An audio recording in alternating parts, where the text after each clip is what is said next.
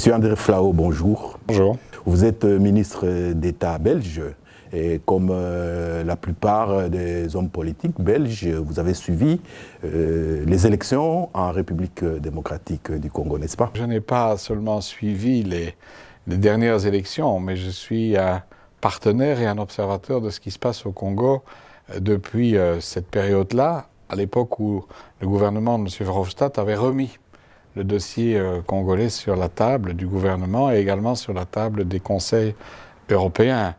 Et comme ministre de la Défense, on a fait du partenariat, de la formation militaire, et on a aussi signé beaucoup de partenaires, ce qui m'a fait visiter le Congo, non pas uniquement de Njili à l'hôtel Memling, mais aller d'est en ouest, de nord au sud, et c'est comme ça qu'on comprend mieux que ce pays est un pays continent, en quelque sorte, et doit être compris dans sa grande diversité.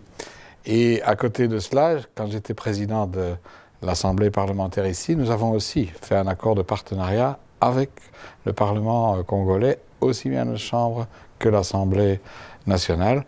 Par la suite, et de façon constante, j'ai rencontré beaucoup d'acteurs, pratiquement tous les acteurs, en ayant une ligne de conduite, de toujours dire la même chose, d'avoir une ligne continue de partenariat, respectueuse des autres, et de dire la même chose à tout le monde, qu'il soit dans une opposition ou d'une majorité. Et donc, compte tenu de tout ce passé, vous ne pouviez pas ne pas manquer de suivre les élections, et il y a eu alternance pour vous. Quel regard vous jetez sur cette alternance? Ça arrive tôt, tard, ou bien c'est le moment où ça devait arriver? C'est-à-dire que je crois qu'il faut, aujourd'hui, voir et apprécier le verre à moitié rempli et pas uniquement le verre à moitié vide. Alors, c'est clair que cela fait des années que l'on parle des élections. Ça fait des années que l'on dit que le président Kabila doit partir, qu'il ne partira pas, qu'il n'y aura pas d'alternance, qu'il n'y aura pas d'élection.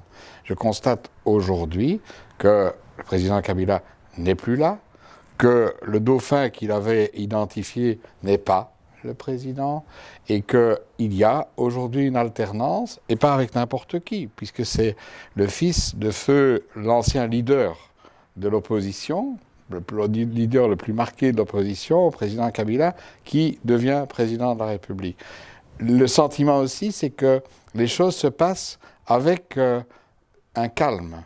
Est-ce par lassitude ou est-ce par raison? Mais en tout cas, le peuple congolais vient de démontrer par le calme qu'il affiche sa volonté de tourner la page et de travailler avec les acteurs.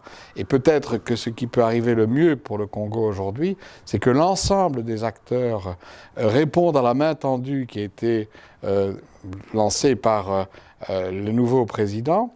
Et nous devons, nous aussi, comme Européens, comme Belges, répondre à cette main tendue. Mais pas pour donner des leçons de néocolonialisme ou de paternalisme, simplement être aux côtés de l'ensemble du peuple congolais avec ses responsables pour cheminer dans des partenariats, je vais dire, constructifs, qui répondent avant tout aux besoins exprimés par la population congolaise et qui a d'ailleurs été aussi exprimé par la diaspora. Parce que la diaspora ici en Belgique a réagi calmement, positivement, en disant « donnons une chance à ce que nous avons comme situation aujourd'hui ».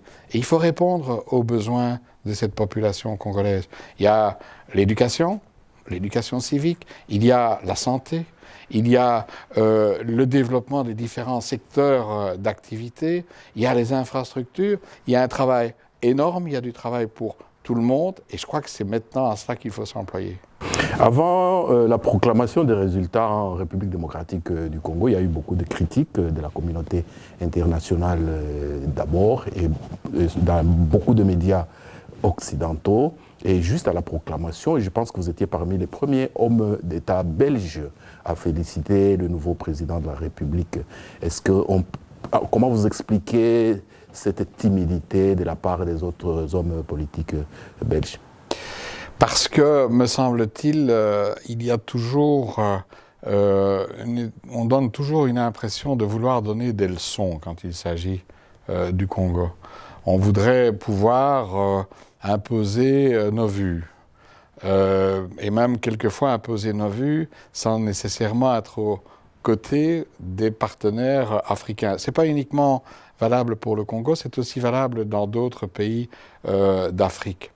Et je dirais que les doutes, les suspicions, les politiques de sanctions, d'embargo, finalement, n'ont pas aidé le processus et à l'accélération du processus.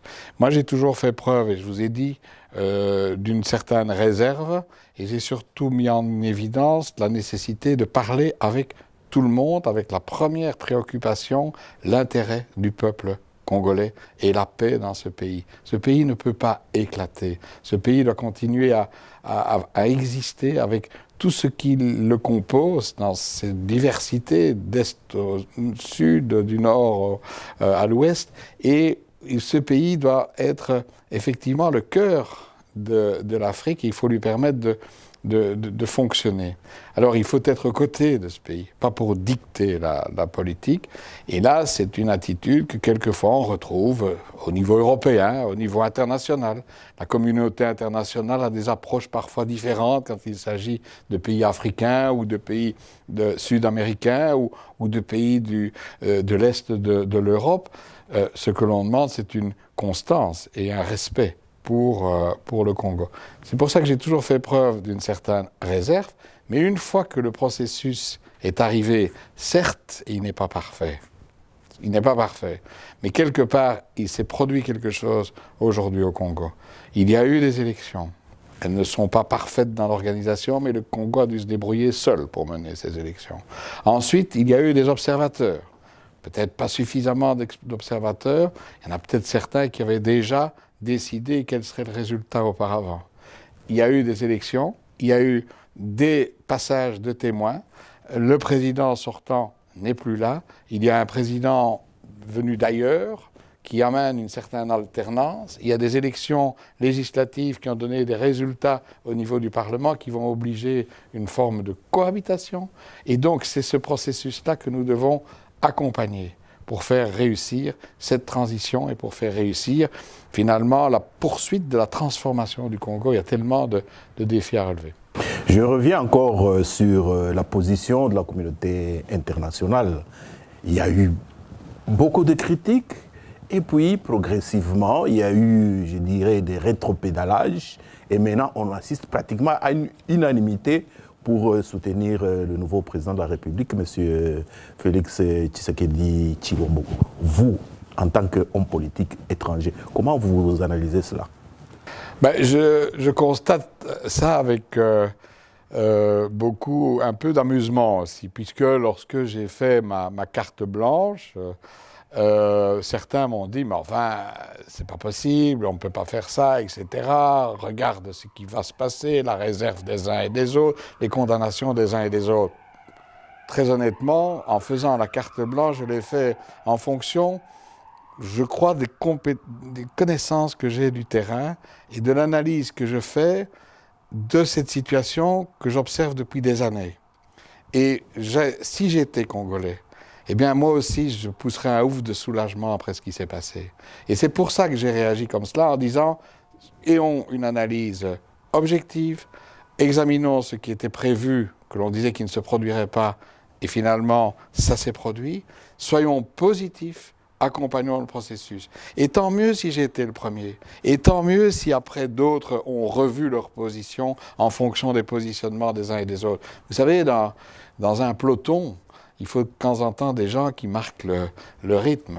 Et ici, peut-être ai-je marqué le rythme, mais je n'en fais aucune gloriole. Simplement, si ça a pu aider le processus, eh bien, espérons que d'autres s'associeront dans cette démarche positive à l'égard du Congo.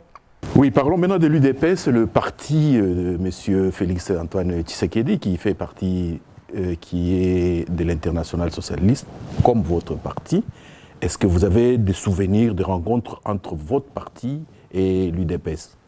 Oui, il y a eu des rencontres tout au long de ces années, depuis 1999 et même avant.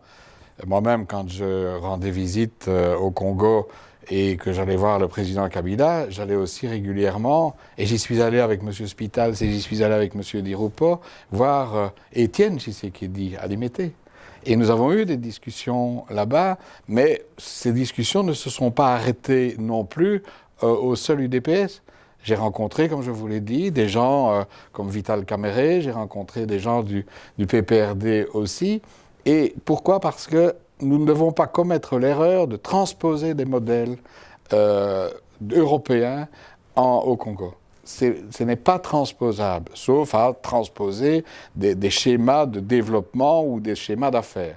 Je crois que ce qui est important, c'est de rechercher en transversalité, parmi tous les partis qui existent au Congo, les partis qui partagent les valeurs de solidarité et qui mettent en avant l'homme et la femme et ses valeurs pour le développement du peuple. Et ça, ce sont incontestablement des choses qui se retrouvent au sein du programme de l'UDPS, mais aussi au sein du programme d'autres partis avec qui j'ai eu des discussions ou aussi avec des personnes, des personnalités avec qui j'ai eu des discussions. Et c'est pour ça qu'il faut effectivement élargir, mais se réjouir certainement qu'aujourd'hui, de façon affirmée et constante depuis un grand nombre d'années, le président Tshisekedi soit issu de l'UDPS qui fait partie de l'Internationale socialiste. Et ça a été confirmé ou reconfirmé lors de la dernière réunion de l'Internationale socialiste. Mais je dis et surtout qu'à mon sens, le président aujourd'hui